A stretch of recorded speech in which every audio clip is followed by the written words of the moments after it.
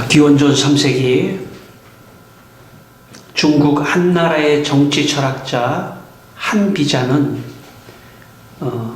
한비자라고 하는 그런 책을 썼습니다.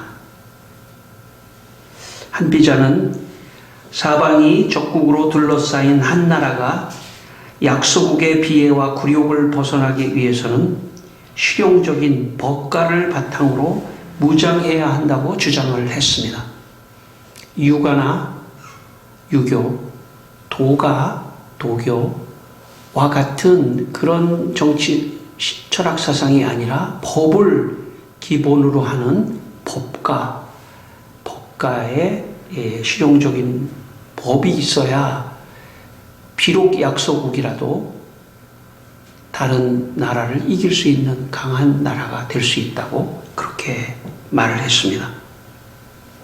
한비자는 그의 책 한비자에서 이런 말을 했습니다. 나라는 영원히 강성할 수 없고 영원히 허약할 수 없습니다. 법을 만드는 사람이 강하면 나라가 강해질 것이고 법을 받드는 자가 약하면 그 나라도 약해질 것입니다. 그러므로 오늘 같은 때가 되어 사사로이 법을 어기려는 마음을 없애고 공적인 법으로 나아가게 한다면 백성들은 편안해지고 나라는 잘 다스려질 것입니다. 또한 사사로운 행동을 버리고 공적인 법을 시행하면 군사력은 강해지고 적은 약해질 것입니다. 한비자는 법이 잘 시행이 돼야 나라가 강성해진다고 그렇게 말을 했습니다. 여러분, 법치가 잘 서는 나라가 좋은 나라입니다. 모든 것이 공정한 법에 따라서 판단하고 또 모든 것이 공정하게 법에 입각해서 나라가 운영이 돼야 불이익을 당하는 사람이 없습니다. 그러기 위해서는 나라가 참 법이 잘 서는 그런 나라를 우리가 서로 만들어야 하는 것입니다. 믿는 사람도 이 세상에 살고 있기 때문에 법에 해당이 됩니다. 법을 지키지 않으면 벌을 받게 되고 또 법을 지키면 또 모두가 안전하게 잘 되기 때문에 법이 잘 공정하게 시행되는 그런 나라가 될 수 있도록 모든 사람이 노력을 해야 합니다. 그런데 우리는 어떤 사람들이냐면 이 세상에 사는 사람일 뿐만 아니라 하나님의 나라에 동시적으로 살고 있는 사람들입니다.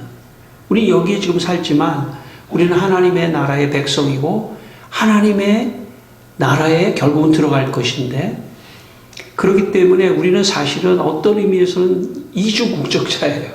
이주국적자.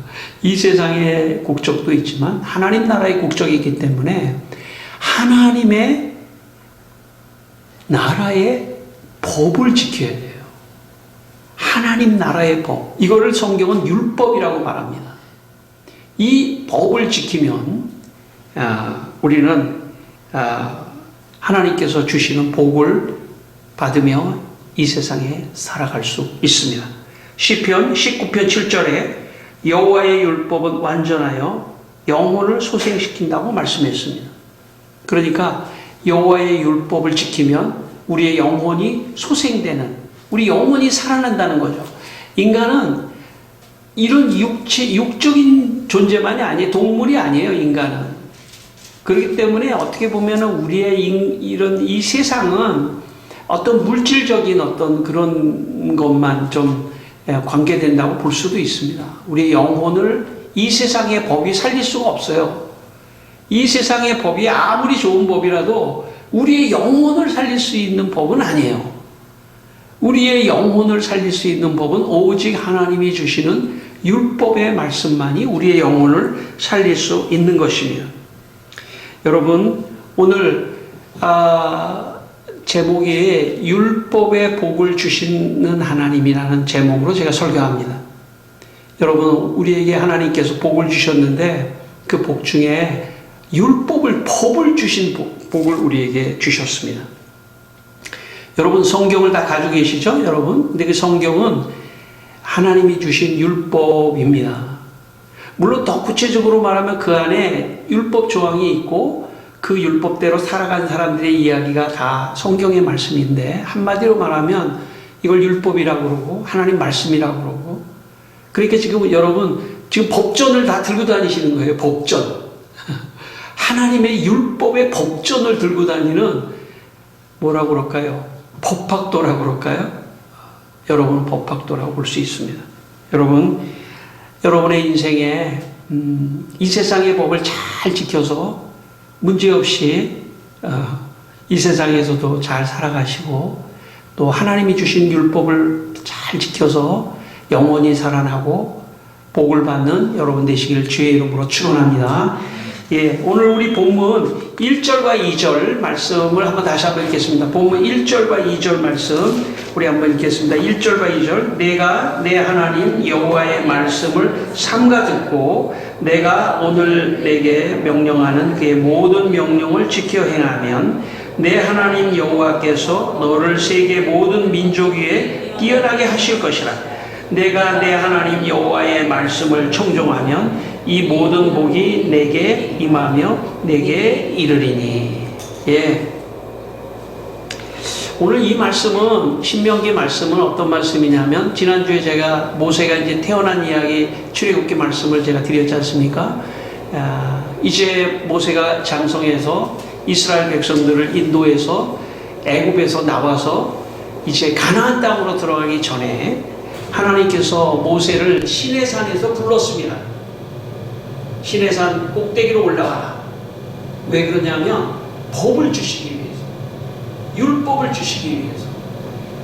여러분, 이스라엘 백성들이 많이 있었지만 아마 학자들의 연구에 의하면 한 60만 정도가 그 애굽에서 나왔다고 봐요. 그러면 거기에 이제 남자들만, 장정만 60만이었기 때문에 아마 부인과 아이들까지 치면 뭐 100만도 넘었을 거예요. 사실 엄청난 인원이죠. 그런데 그 엄청난 인원을 어떻게 이 가나안 땅에 들어가서 살 것이냐, 어떻게 살 것이냐, 법이 있어야 된다는 거예요. 법. 물론 이 율법의 말씀은 이 세상의 법에도 해당하는 내용들이 있습니다. 거기 종교적인 것도 있고 있습니다. 여러분, 그래서 이 율법의 말씀을 하나님께서 주신 목적은 뭐냐면, 이 법을 잘 지키면 어떻게 축복하신다고 말씀하셨냐면, 세계 모든 민족에게 중에서 너희가 뛰어난 민족이 되게 할 것이다. 뛰어난 민족이 되게 할 것이다.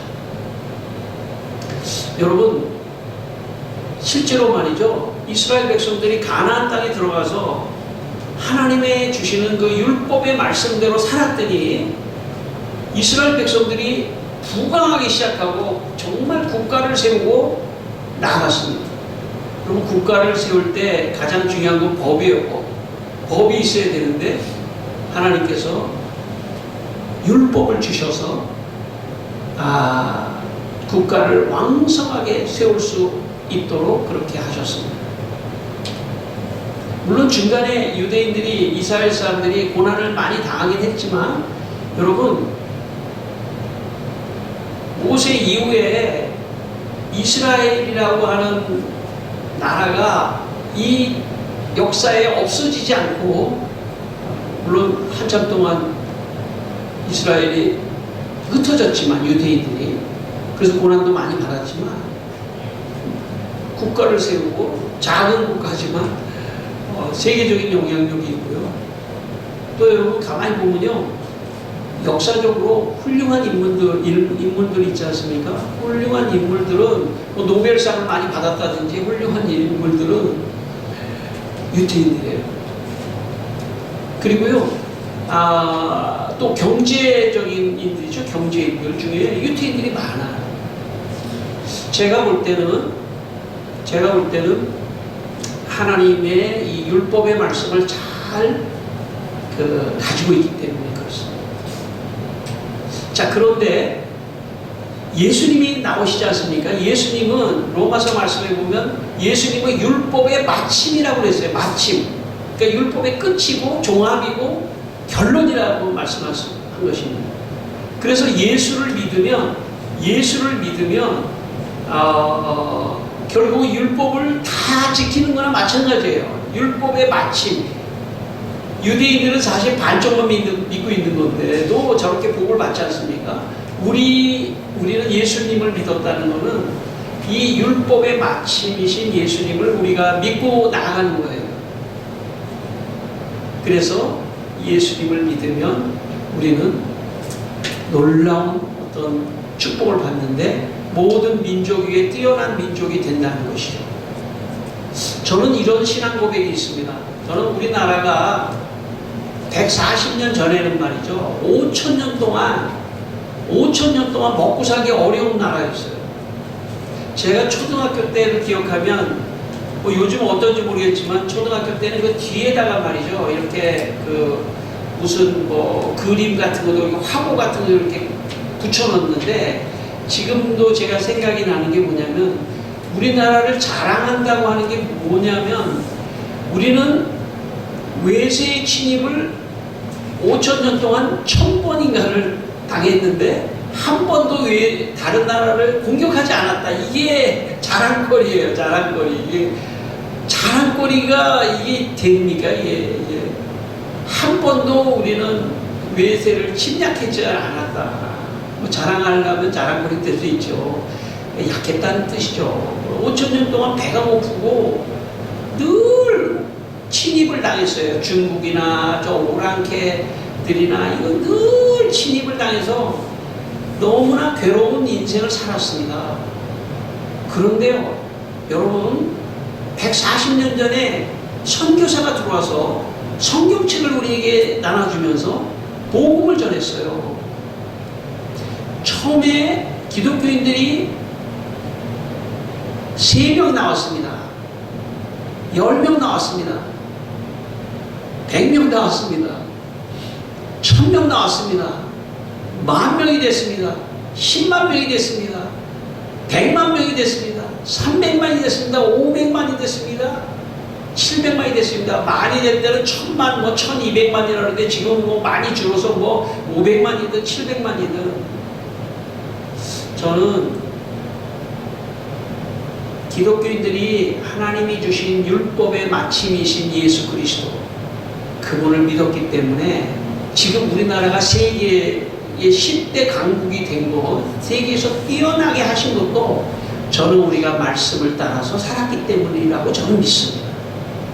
여러분 개인적으로도요, 여기에 우리 자녀들이 많은데 개인적으로도요, 하나님의 말씀인 율법과 예수 그리스도를 따라서 살면 하나님께서 세계적인 이름을 뛰어나게 하실 수 있다는 믿음을 여러분 갖게 되기를 바랍니다.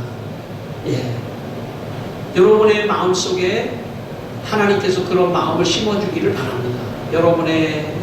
여러분도 마찬가지고 여러분의 자녀도 마찬가지고 내가 하나님의 율법을 잘 지키면 그러면 나는 세계에서 뛰어난 사람으로 하나님이 복을 주실 수도 있다. 이것이 믿음입니다. 우리나라가 이렇게 될 줄은 어떻게 알았습니까? 기독교인들이 있기 때문에 우리나라가 여기까지 왔다고 저는 믿고 기독교인들이 있기 때문에 앞으로도 우리나라는 잘 될 거라고 저는 믿어요. 여러분 기독교인들이기를 바랍니다. 여러분 기독교인들이기를 바랍니다. 기독교인들이 있기 때문에 나라도 지키는 거고요. 공정한 법도 만드는 거예요. 기독교인들 때문에. 왜냐하면 정신적으로 성숙해 있기 때문에 그렇습니다. 제가 이 교회에서 이 성도들을 보니까 말이죠. 교회에 나온 사람들은 굉장히 지성인들이에요. 철학자들이고 생각하는 사람들이에요. 왜냐하면 율법이라고 하는 법을 공부하러 온 사람들이에요. 여러분, 법을 공부하러 온 사람들이에요.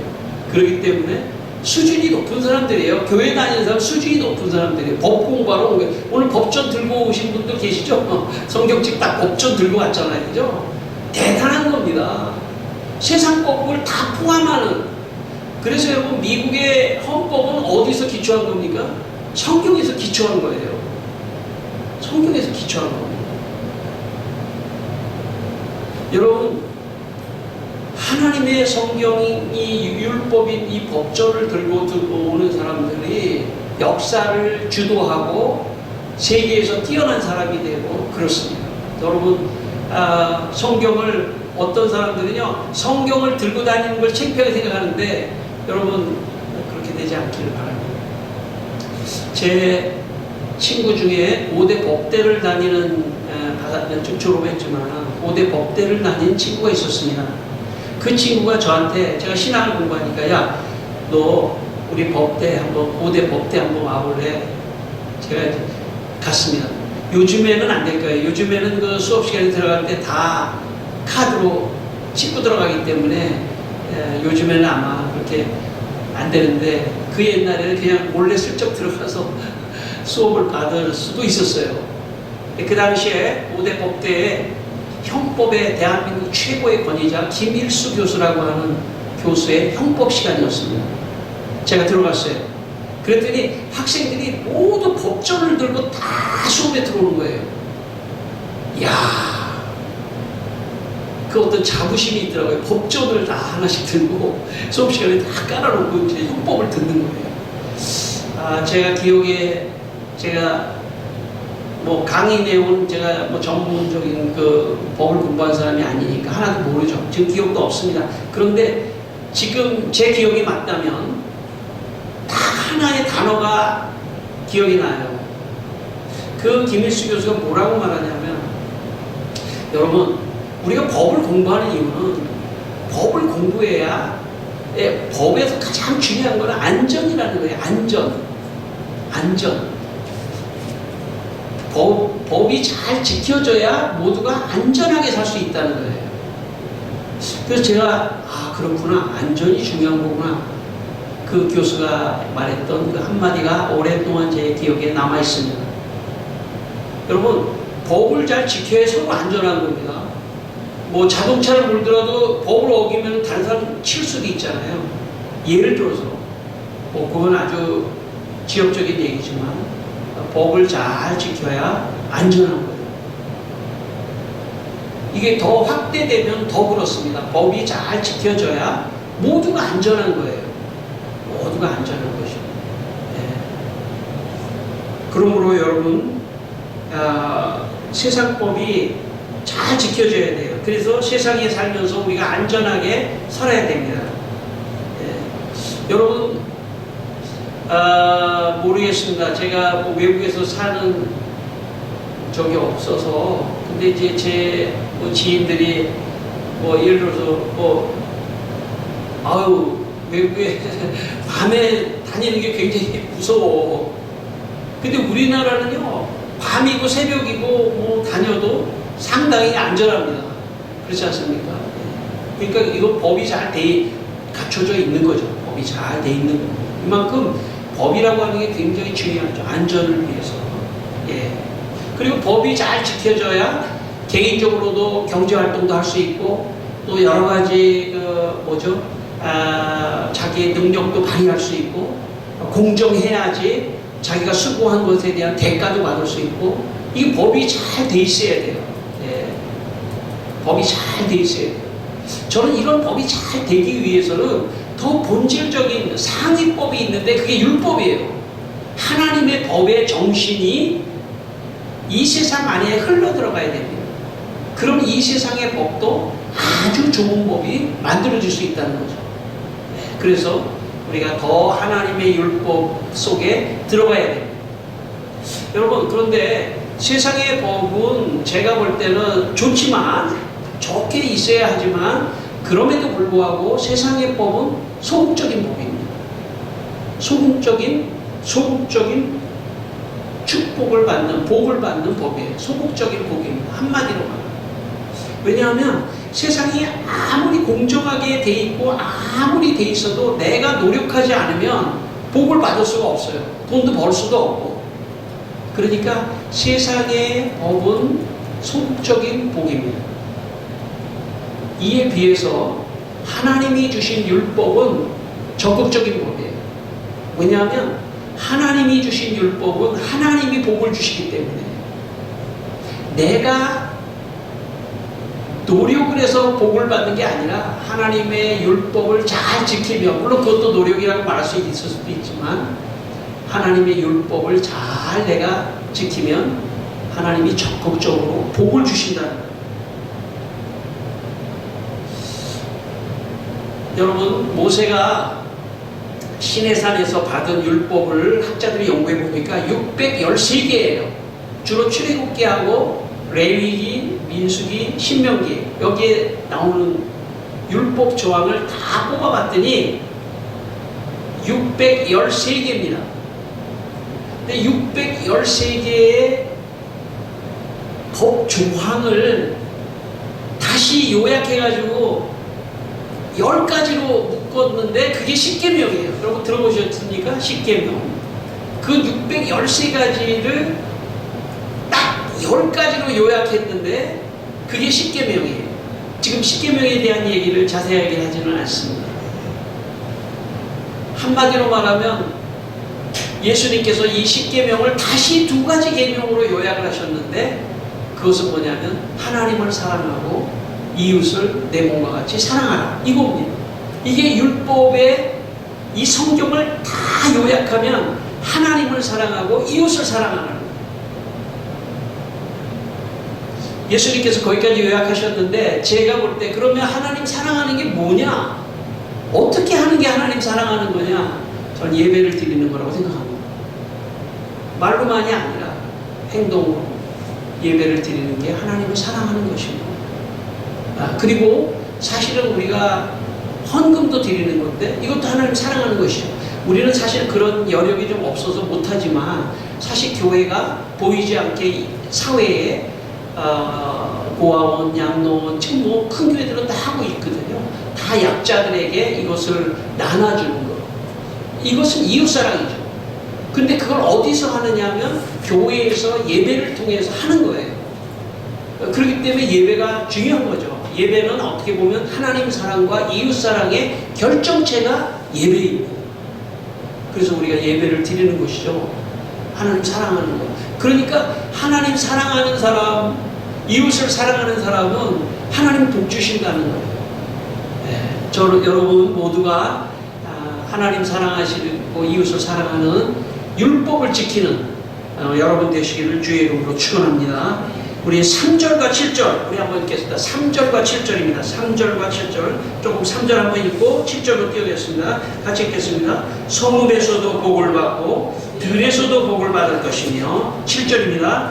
여호와께서 너를 대적하기 위해 일어난 적군들을 내 앞에서 패하게 하시리라. 그들이 한 길로 너를 치러 들어왔으나 내 앞에서 7길로 도망하리라. 하나님의 율법을 잘 지키면 하나님께서 적극적으로 어떤 복을 주시냐면 첫 번째가 뭐냐면 성읍에서도 복을 받고 7절에 보면 대적이 왔을 때 하나님께서 한 길로 대적이 왔다가 7길로 도망가게 하실 것이다. 한마디로 말하면 뭐냐면 하나님이 지켜주신다는 거예요. 여기 성읍은 나라라고 볼 수도 있어요. 성읍은 가정이라고 볼 수도 있습니다. 하나님께서 지켜주신다는 거예요. 율법의 말씀을 잘 따르면 하나님이 지켜주신다는 거예요. 1573년 10월 3일 그날은 네덜란드의 해방의 날입니다. 당시 스페인군은 네덜란드의 무력으로 독재자가 침입해서 네덜란드는 기독교의 정신, 특별히 개신교의 정신, 칼빈의 정신을 가지고 신앙생활을 했던 그 나라였는데 스페인의 이 함대가 네덜란드를 점령하기 위해서 배로 쳐들어왔습니다. 네덜란드의 사람들은 우리가 스페인과 맞서서 싸울 수밖에 없다. 성읍 안에는 레이든이라고 하는 아주 중요한 네덜란드의 성읍 안에는 군인들이 거의 없었어요. 모두 다 시민들이었습니다. 그들은 3개월 동안 버텼지만 굶주림에 참 너무나 고통을 받을 수밖에 없었습니다. 그때 레이든의 시민이 스페인에게 이런 말을 했습니다. 유명한 말입니다. 만일 필요하다면 우리는 우리의 왼팔을 먹을 것이며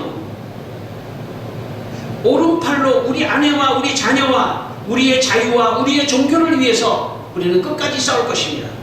오 독재자, 당신에게서 방어할 것입니다. 그리고 그들은 끝까지 싸웠습니다. 독일의 지원병이 함대를 타고 왔는데 물이 얕아져가지고 들어올 수가 없었어요. 그런데 갑자기 서풍이 불면서 물이 차올라 함대가 들어왔습니다. 그리고 레이든이 모두 해방이 됐습니다. 그래서 독일군이 레이든에게 어떤 그 선물을 주고 갔냐면 레이든의 주민들에게 뭐가 필요하냐 그랬더니 레이든의 사람들이 우리는 배고팠거든요. 그동안에 먹을 것도 금은 보화도 필요하지 않습니다. 우리에게 대학을 세워주십시오. 그게 바로 네덜란드의 레이든 대학입니다. 우리에게 대학을 세워주십시오. 그래야 여기에 있는 우리의 자녀들이 공부를 해서 나라를 지킬 수 있지 않겠습니까? 여러분, 조선의 말에 여자들은 공부를 할 수 없었습니다. 유교의 정신에서 여자들은 공부를 할 수 없었어요. 기독교의 정신만이, 기독교가 들어왔을 때 버려진 여자아이들을 데려다가 공부를 시킨 게 이화학당입니다. 기독교의 정신이 들어가면 인재를 키워내는 거죠. 인재를 키워내는 거예요.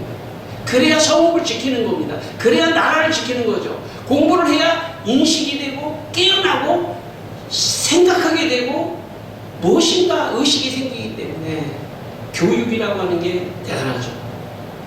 여러분, 우리나라의 교육열이 엄청나다고 하지 않습니까? 사실은 왜곡된 교육열은 안 좋은 거예요. 왜곡된 교육열. 제가 듣기로는 이게 맞는지 안 맞는지 모르겠습니다만 어느 지역에서는 아이가 유치원 들어갈 때 한 달에 1,000만 원씩 영어 수업을 해야 된다고 할 정도로 저만 모르고 있었나요? 여러분 다 잘 알고 계십니다. 사실은 지나친 그런 왜곡된 것이 아니라 보편적으로 모두가 다 공평하게 열심히 공부할 수 있는 지역에 도서관이 많이 세워져야 돼요. 그래서 어린아이들만이 아니라 어른들도 가서 책을 많이 보면서 정말 책을 사랑하고 하는 그런 교육이 높아져야 성읍을 지키고 나라를 지키는 것입니다. 어쨌든 성읍을 하나님께서 지켜주시겠다고, 이 성읍을 지켜주시는 복을 주시겠다고 말씀하신 거예요. 그리고 결국은 기독교가 하나님의 율법을 따라서 이 성읍을 지키는 방법으로 공부를 시키고 자녀들에게, 여러분의 자녀들도 공부하고 싶다면 많이 공부를 시키고 또 하고 그렇게 하게 되기를 바랍니다. 여러분 4절로 6절까지 읽겠습니다. 4절로 6절 한 번 다시 읽겠습니다. 4절로 6절 시작. 내 몸의 자녀와 내 토지의 소산과 내 짐승의 새끼와 소와 양의 새끼가 복을 받을 것이며 내 광주리와 떡반죽 그릇이 복을 받을 것이며 내가 들어와도 복을 받고 나가도 복을 받을 것입니다.